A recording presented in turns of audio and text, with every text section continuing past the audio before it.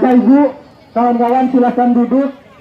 Sewaktu-watan oleh pada ngiding apa saya bahas antara Pak Camat dengan kita semua. Apakah Bapak Ibu dan kawan-kawan setuju kalau kita tertib dialognya? Oke, kalau setuju dialog kita akan segera mulai. Terima kasih.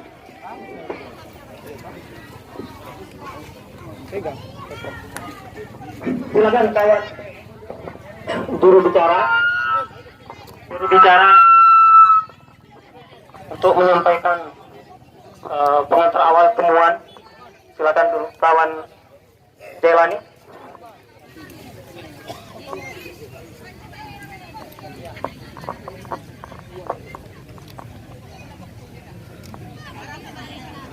Assalamualaikum warahmatullahi wabarakatuh.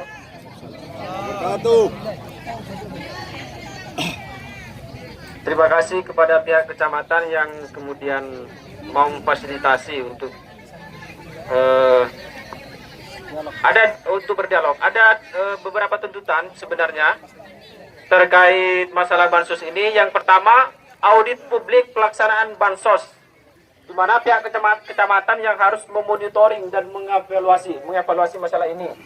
Dan yang kedua, tuntutannya adalah banyak temuan-temuan di lapangan itu masyarakat yang dipotong. Jadi tuntutannya kita meminta untuk tangkap pelaku-pelaku pungli di lapangan.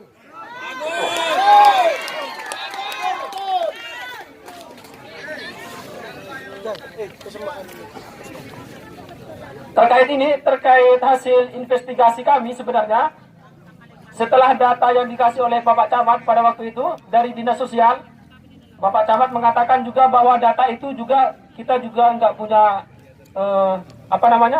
bisa mengutak-atik masalah data itu. Jadi temuan kami, saya mengambil salah satu sampel di ujung selatan ya, di mana di dusun Ampulung, Desa Sukajeruk. Di sini ada nama yang terdata di Dinsos atas nama Supaklan sebagai kepala keluarga, yang beralamat di dusun Ampulung RT 4 RW 2 Sukajeruk, penerima BLT Kemensos dalam DTKS. Otomatis nama penerima ini sudah dari kementerian. Jadi sementara istri dari Supaklan yang bernama Salama juga didaftarkan oleh pemerintah desa untuk menerima bantuan BLTDD. Akhirnya ada satu kakak yang kemudian double menerima 2 bantuan.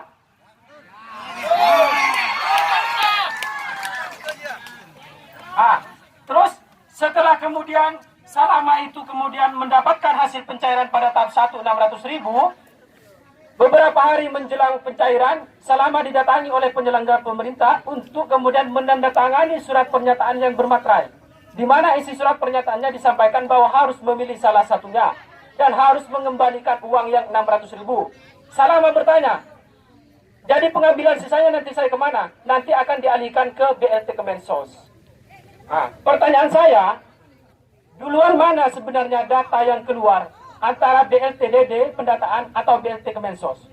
Faktanya ini terjadi double pendataan. Pernyataannya akan dialihkan. Pertanyaan saya, bagaimana proses pengalihan dilakukan setelah proses penetapan? Makanya indikasi kami sebenarnya, pengalihan yang tidak sesuai mekanisme prosedur aturan akan menimbulkan banyak hal. Yang pertama, pengalihan yang tidak tepat sasaran karena sudah tidak sesuai prosedur. Yang kedua, dugaan akan adanya praktek kolusi kerjasama rahasia antara orang yang katakanlah ada bahasa seperti ini. Nanti kamu akan saya kasih, yang penting saya juga dapat sekian. Itu faktanya di lapangan. Kita bisa kemudian meminta masyarakat untuk diminta pernyataan. Yang ketiga, dugaan jumlah yang diterima dikhawatirkan tidak sesuai. Yang keempat, peluang terjadinya praktek pungli. Jadi kita ingin mempertanyakan, kenapa kemudian terkait pendataan ini ada kemudian double seperti ini. Terima kasih.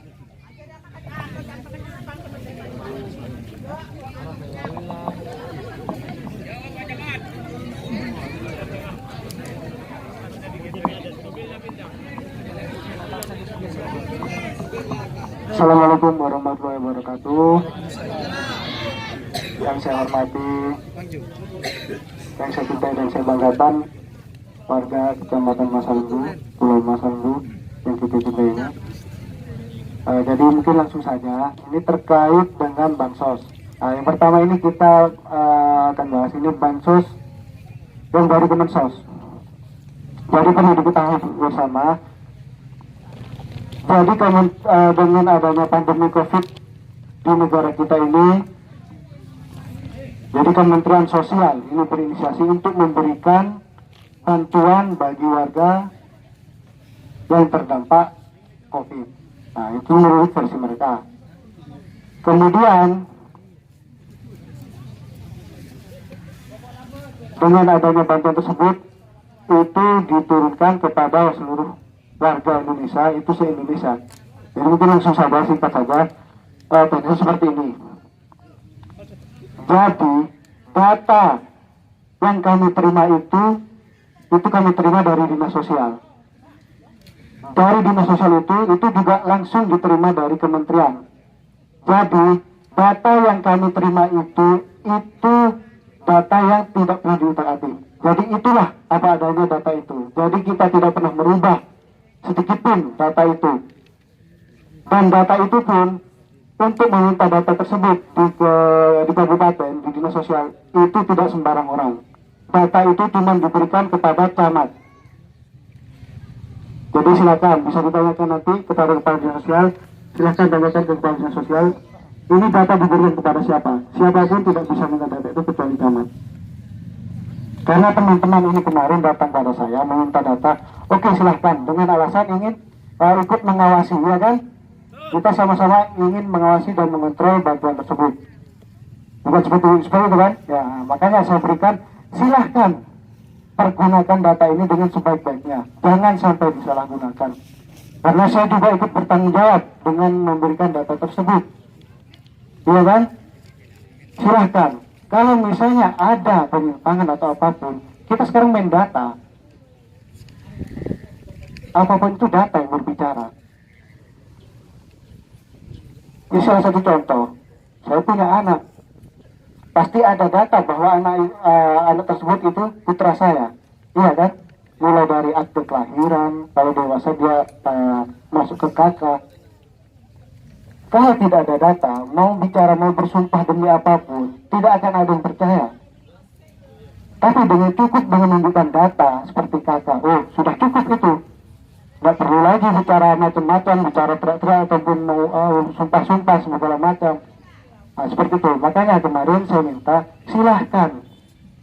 Kalau kalian memang ingin membantu saya, silahkan. Tolong bantu diawasi. Apabila silahkan data kasihkan ke saya. Seperti kemarin ada katanya ada yang belum menerima, silahkan, saya minta datanya kan, iya kan, silahkan datanya serahkan sama saya sendiri juga tidak bisa merubah data itu. Makanya saya ini tugasnya berkoordinasi dengan kabupaten. Nah, tugas saya lagi di sini memastikan bantuan itu tersalurkan sesuai dengan undangan. Jadi data yang diterima awal ketika berbeda dengan undangan, saya kemarin sudah koordinasi dengan kepala Dinas Sosial. Saya tanyakan, Pak, ini ada kejadian di masa lalu. Jadi data yang kami terima kemarin itu ternyata ketika undangan diterima itu ada beberapa yang tidak menerima. Ya kan seperti itu kan? Itu gimana Pak ceritanya Pak?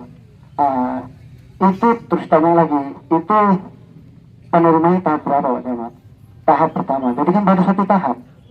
Jadi kalau ada yang lagi tanya tadi, uangnya kemana? Uangnya nggak kemana-mana, uangnya tetap ada di kas.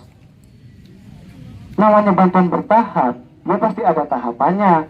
Tahap 1, tahap 2, tahap 3. Ditunggu saja tahap kedua, karena ini prosesnya bukan sebentar, karena ini programnya se-Indonesia. Dan kejadian ini juga bukan cuma ada di Masa Lembu. Di kecamatan di daratan pun seperti ini, bahkan di kabupaten lain ini sama kejadiannya seperti ini.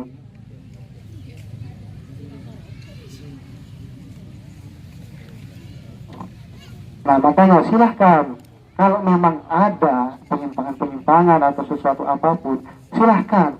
Saya kan sudah tawarkan kemarin, ya kan yang sampai datang ke saya, silahkan ayo bantu saya juga. Kalau memang sama-sama mengawasi, silahkan. Saya minta data, saya kasih data. Kalaupun ada data yang tidak saya kasih, itu karena memang yang pertama kita memang kayak data dapil. Saya juga kemarin kebetulan rapat koordinasi camat, kebetulan dihadiri oleh kabar pemerintahan dan juga kepala dinas dapil. Kemarin saya sempat tanya juga, Pak, saya nggak punya data penduduk, gimana nih? Jadi dari dapil itu Pak Camat, kita bosan kirim data per semester loh Pak, saya nggak terima. Iya, nanti saya kasihkan seperti itu. Jadi kita juga tidak punya kewenangan di bidang capil, catatan sipil, karena itu sudah ada dinasnya. Silakan, kalau kita memang punya, kita kasih kok. Kita nggak nutup-nutupi. Termasuk apa lagi? Usulan musrembang. Ini sudah dalam surat itu. Usulan musrembang itu berupa usulan. Usulan itu kita kumpulir dari desa. Dan usulan itu kita masukkan ke aplikasi di Bapedai namanya SIMPD itu. Jadi semua data ada di aplikasi. Jadi semuanya sudah tersistem Bapak-Bapak Ibu. Termasuk pemeriksaan keuangan. Semua sudah sistem. Jadi kita tidak bisa lagi. Kalau dulu katanya kalau anggapan ini misalnya, wah ini dananya besar nih 1M lebih. Bukan berarti dana 1M itu turun ditaruh di karung gitu nih. Enggak ada gitu. Itu sudah ada aplikasi. Jadi untuk pencairan itu harus sesuai aplikasi. Jadi program-program itu diinput di aplikasi, ketika pencairan itu per kegiatan. Jadi tidak semudah itu kita ambil uang, nggak bisa seperti itu. Sama juga dengan bansos ini. Uang bansos ini, dana-dana ini bukan turun ke desa lantas satu karung gitu, berapa M, nggak seperti itu. Itu dananya langsung dari kas negara langsung turun ke penerima melalui itu pos. Kalau bansos Kemensos ini, kalau yang dari Kemensos. Jadi dana itu nggak kemana-mana, itu ada di kas negara. Nggak bisa kita main-main dana itu karena itu sudah ada sistemnya. Itu langsung, jadi dana itu dari kas negara itu langsung ke penerima, ke rekening penerima sesuai, kalau istilah sekarang by name by address, sesuai nama dan alamatnya. Makanya kita tidak bisa mengubah UP itu. Misalnya teman saya ini penerima UP ini mau dialihkan ke siapa, itu nggak bisa. Jadi dari negara, itu dari pusat, itu penerimanya ini. Itu yang kita harus pastikan bahwa dana itu, bantuan itu memang turun ke penerima yang sudah tercatat. Jadi kalau itu diterima orang lain yang tidak tercatat, itu bisa dilihat penyalahgunaan juga. Makanya kita tidak berani. Jadi sesuai undangan saja. Siapa undangannya? Kalau si A itu dapat undangan, dia yang menerima. Itu yang kita monitoring. Itu tugas kita, memastikan itu, bukan lain-lain. Jadi lebih seperti ini. Tidak mungkin seorang camat monitoring atau mengevaluasi program dari kementerian. Siapa lu, katanya Pak Menteri, lu cuma camat, lu lihat aja nih, ini bantuan gua nih. Bukan seperti itu. Jadi perlu dipahami. Jadi ini sudah dari pusat kita di kecamatan dan di desa. Ini memastikan bahwa bantuan itu sudah diterima kepada penerima sesuai dengan undangan by name by address itu. Jadi silahkan.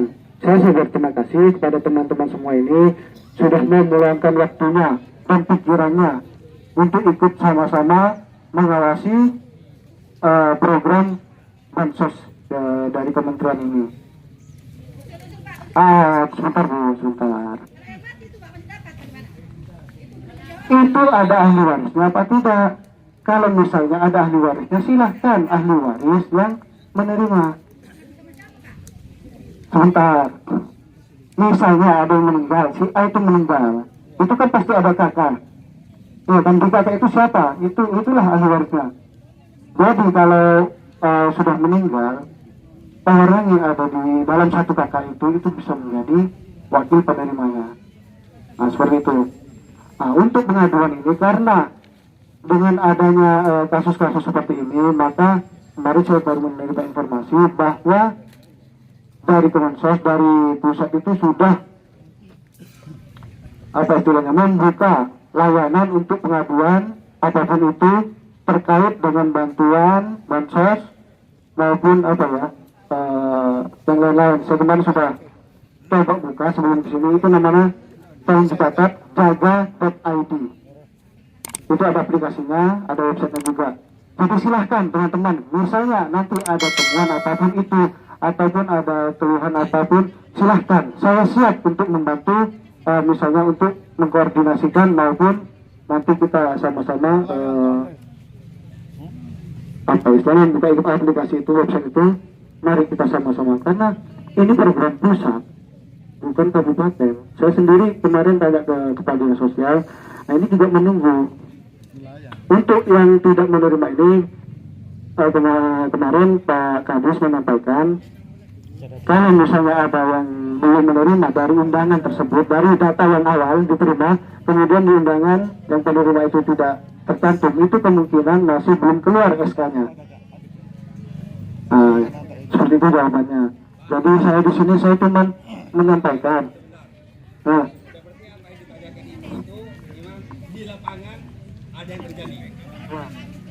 Yang meninggal, yang sudah pasti ada punya anak, istrinya lari ke anaknya. Masih kenyataannya yang meninggal itu dipending, dikat. Sementara ada meninggal, tapi mereka tetap dapat. Itu kalau keluarga dekat. Itu permainan dari aparatur sendiri, Pak. makanya silahkan. Kalau memang ada kejadian-kejadian seperti itu, silahkan didata. Silahkan, saya siap untuk menampung itu semua. Mari kita sama-sama mengawal itu. Mungkin itu penjelasan singkat dari saya. Mudah-mudahan kita bisa memahami bahwa program ini sudah peluang untuk dimana dana-dana ini langsung turun dari pusat ke penerima. Jadi tidak ada lagi peluang bagi kita untuk apa? Istilahnya menyalahgunakan itu, karena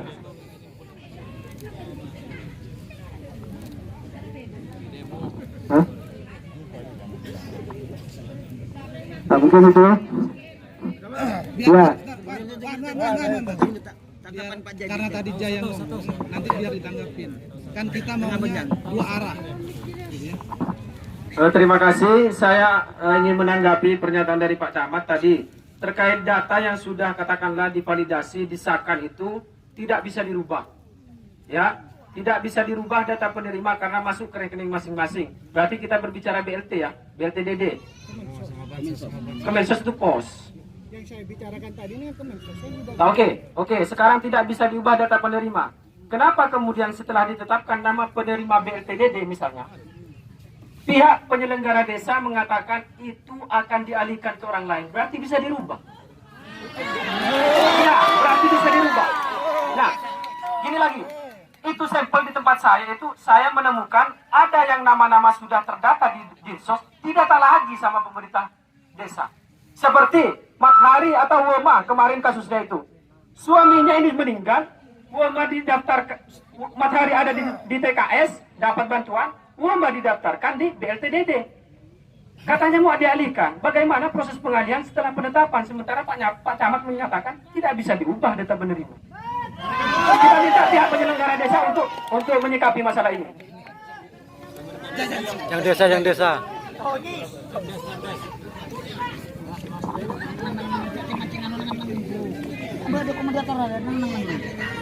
Terima kasih Bapak Camat sudah meluangkan waktunya untuk berdialog dengan kami. Tadi Bapak sudah banyak menyampaikan tentang soal teknis pelaksanaan bantuan. Pertanyaan sederhana saya adalah, pekerjaan camat ini beserta seluruh stafnya, apa temuan yang sudah didapatkan oleh camat tentang pelaksanaan bantuan sosial ini? Kan ada dua arah, ada pengaduan masyarakat, ada juga temuan dari kecamatan sendiri. Jadi pertanyaan saya pertama adalah, selama proses pencairan ini, selama proses pendataan, apa hal temuan yang janggal atau yang unprosedural yang ditemukan oleh kecamatan? Itu satu. Kalau kita merujuk ke surat Menteri Sosial nomor 111 garis miring MS garis miring C garis miring 4 garis miring 20, di situ disebutkan ada 4 poin. Poin kedua, jumlah nilai bantuan sebesar Rp600.000 per keluarga per bulan yang disalurkan setiap bulan selama 3 bulan mulai bulan April, Mei, dan Juni. Mungkin Pak Camat juga harus menjelaskan apakah proses pencairan BLT itu ada kendala sehingga prosesnya pencairannya itu pada bulan Juni. Sementara Kemensos itu menetapkan 3 bulan mulai bulan April, Mei, dan Juni. Kedua, surat Kementerian Sosial itu merujuk surat edaran Komisi Pemberantasan Korupsi nomor 11 tahun 2020. Di poin 4 disebutkan kriteria penerima BST adalah mereka yang di luar penerima program Keluarga Harapan dan program sembako garis miring BPNT, dan dalam penetapan penerima BST di Kabupaten garis miring Kota dapat mengacu pada DTKS di wilayah saudara maupun non DTKS yang dianggap layak menerima bansos sebagaimana yang telah kami sampaikan pada rapat sebelumnya. Hal tersebut sesuai dengan surat edaran Komisi Pemberantasan Korupsi. KPK ini lembaga negara yang dibentuk oleh undang-undang, didanai oleh APBN. Kalau misalkan data itu tidak bisa diubah, buat apa Kementerian Sosial membuat surat yang ditujukan kepada para gubernur, kemudian para bupati ataupun wali kota? Surat Kementerian Sosial saja merujuk surat edaran KPK soal perubahan dan validasi data.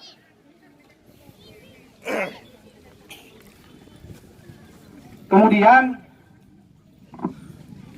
kami juga akan menyampaikan kepada Bapak Camat setelah demo ini tentang temuan-temuan tadi. Saya kira pihak kecamatan juga ada yang mencatat soal kejanggalan-kejanggalan di lapangan, soal dugaan. Saya ngomong dugaan, soal dugaan pungli. Saya sebenarnya appreciate atau senang ketika Polri membentuk Satgas Pungli. Makanya kita mendorong kepolisian untuk melakukan law enforcement soal itu. Mungkin Pak Camat bisa berkoordinasi dengan temuan-temuan yang ada di kecamatan. Kita ini percaya pada Bapak Camat, percaya kepada aparat keamanan, termasuk kepolisian. Silakan temuan-temuan itu dilakukan proses penyelidikan. Kalau misalkan itu datanya lengkap, silakan naikkan ke proses penyidikan. Kita ini, Pak Camat tadi menyampaikan diatur oleh, iya diatur oleh negara, oleh pemerintah.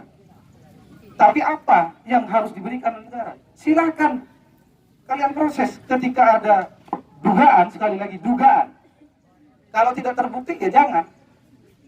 Kita juga menghormati asas-asas hukum itu. Terakhir, nanti mungkin bisa ditambahkan oleh teman-teman, ada Peraturan Menteri Sosial Republik Indonesia nomor 5 tahun 2019. Meskipun mungkin Pak Camat tidak bisa mengubah data itu, yang bisa dinsos misalkan.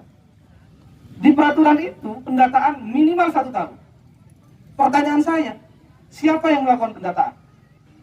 Itu juga harus dijelaskan agar kita semua paham. Apakah mulai dari RT, apakah kemudian naik ke RW, apakah naik ke dusun, apakah ke desa, kemudian diserahkan kepada camat atau ke dinas sosial, atau Pak ya? Ini pertanyaan saya. Siapa yang melakukan proses pendataan itu sehingga data yang ada sekarang ini amburadul? Kalau saya pribadi Pak Camat tidak kaget dengan carut marutnya data ini. Data kependudukan kita ini pasti akan ribut setiap pemilihan kepala desa, setiap pilkada, bupati ataupun gubernur, wali kota, pileg dan pilpres, setiap tahun itu ribut. Masa orang digaji oleh rakyat, ada staf ahli, tidak bisa membenahi soal itu. Pak Camat harus mengusulkan itu. Kedua misalkan, kenapa saya bilang tidak kaget? Kasus buronan saja yang 900 M ditetapkan DPU, bisa bikin ngurus KTP di suku dinas Jakarta. Betul. Murah. Joko Chandra itu ditetapkan sebagai DPU oleh Kejaksaan Agung, tapi dia bisa ngurus KTP di kantor dinas. Coba bayangkan, begitu carut marutnya data kependudukan kita. Pak Camat saya yakin ini diutus atau ditunjuk oleh Bupati untuk membenahi persoalan-persoalan yang ada di kecamatan ini. Saya ingat betul, Pak Camat duduk di aula, kita dialog, kita nggak punya tenaga untuk melakukan pendataan itu. Terakhir, soal surat itu Pak, yang diminta oleh salah satu kawan kita, kalau Pak Camat tidak mau memberikan data itu, kalau Pak Camat menganggap data itu masuk dalam kriteria dikecualikan, balas surat itu sesuai dengan Undang-Undang Nomor 14 Tahun 2008 tentang Keterbukaan Informasi Publik. Mekanismenya diatur di situ. Kami ini prosedural mengajukan surat permohonan informasi yang diatur oleh undang-undang itu. Kalau Pak Camat, maaf, datanya tidak bisa kita beri, jawab surat itu. Masa kita harus nunggu sengketa informasi di Komisi Informasi? Atau kita sampai akan gugat itu di Pengadilan Tata Usaha Negara? Kan jangan kita dibuat berpikir seolah-olah ini jangka panjang untuk ngurusin kasus-kasus yang remeh-temeh begitu. Kasih data. Kalau misalkan Pak Camat tidak mau ngasih, kirim surat sesuai prosedur undang-undang. Semakin banyak masyarakat masalah ini semakin cerdas Pak Camat. Oleh karena itu sekali lagi, mungkin nanti yang lain bisa menambahkan, banyak temuan-temuan di lapangan. Makanya Pak Camat jangan jarang di masa lembut.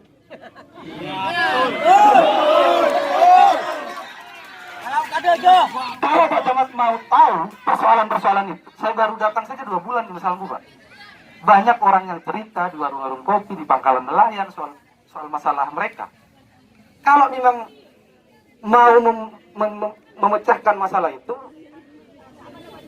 ya harus investigasi program mana saja yang banyak mengalami kendala dan kita temukan masalah itu. Kan kita berharap semua ini seperti dokter.